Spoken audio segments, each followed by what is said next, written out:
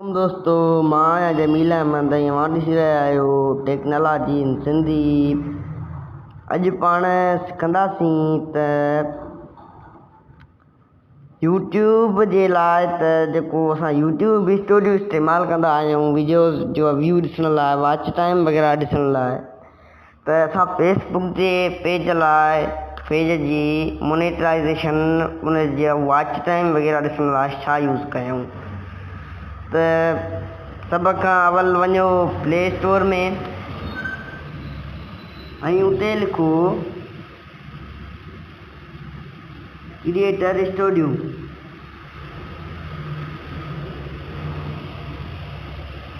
जीअं ई creator studio खोलींदव, search कंदव त हिते उनखे इंस्टॉल कजो। मूं वटि त अॻु में इंस्टॉल थियल आहे, पर मां हिनखे अपडेट करे थो वठां। तव्हांखे बसि गुज़ारिश इहा आहे त हिन मुंहिंजी महिनत खे अजायो न कजो। बराए महिरबानी वीडियो खे मुकमल ज़रूरु ॾिसिजो ऐं पंहिंजी क़ीमती राय जो आगाह ज़रूरु कजो। पंहिंजी क़ीमती राय खां मुंहिंजी नंढड़ी कावज जो त वीडियो खे लाइक बि लाज़मी कजो। अपडेट थिए थो पियो, थोरी देरि वठंदो आहे बसि।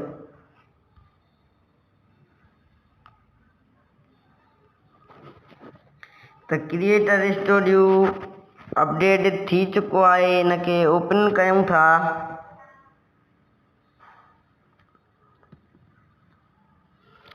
ओपन करण खां बाद में हिनखे कंटिन्यू था कयूं।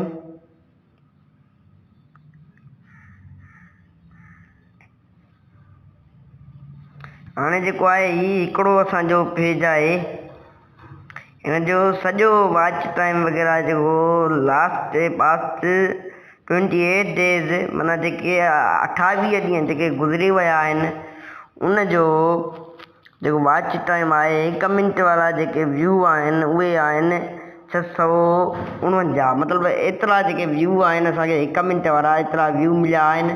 3 सेकंडनि वारा 2900 व्यू ऐं कमेंट 46 शेयर थिया आहिनि, 86 फॉलोअर थिया आहिनि। त इहो गुज़िरियल 28 ॾींहंनि जो थो ॿुधाए ऐं हर वीडियो जो एनालिटिक्स बि आहे। हर शइ मतिलबु हिन ते लिखी पई आहे। एनालिटिक्स में वञूं था, हिन ते हर शइ लिखी पई आहे। हिन ते ही जेके मैसेज आया आहिनि उहे बि हिते सॼा लिखी चुका आहिनि। सी मोर था हणूं, ॾिसूं था 484 रिएक्शन आया आहिनि, मतिलबु त जेके लाइक ईंदा आहिनि गुज़िरियल 28 ॾींहंनि में। ऐं जेके 15 सेकंडनि वारा व्यू आहिनि उहे आहिनि 1400 व्यू। 3 सेकंडनि वारा 2900, 1 मिंट वारा 649। मतिलबु जेके कम जा आहिनि उहे 649 मिंट आहिनि। त अर्निंग वग़ैरह हर शइ मोनेटाइज़ हिन सां ई पेज कराइबो आहे, क्रिएटर स्टूडियो जे वसीले।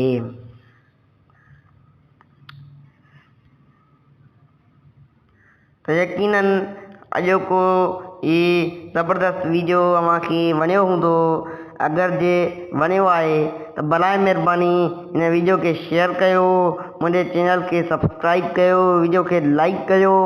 अव्हां सां मिलां थो मां इन खां वधीक एंटरटेनमेंट ऐं नॉलेज वारी वीडियो में। त मूंखे ॾींदा इजाज़त, मिलंदासीं अॻे वीडियो में। ख़ुदा हाफ़िज़।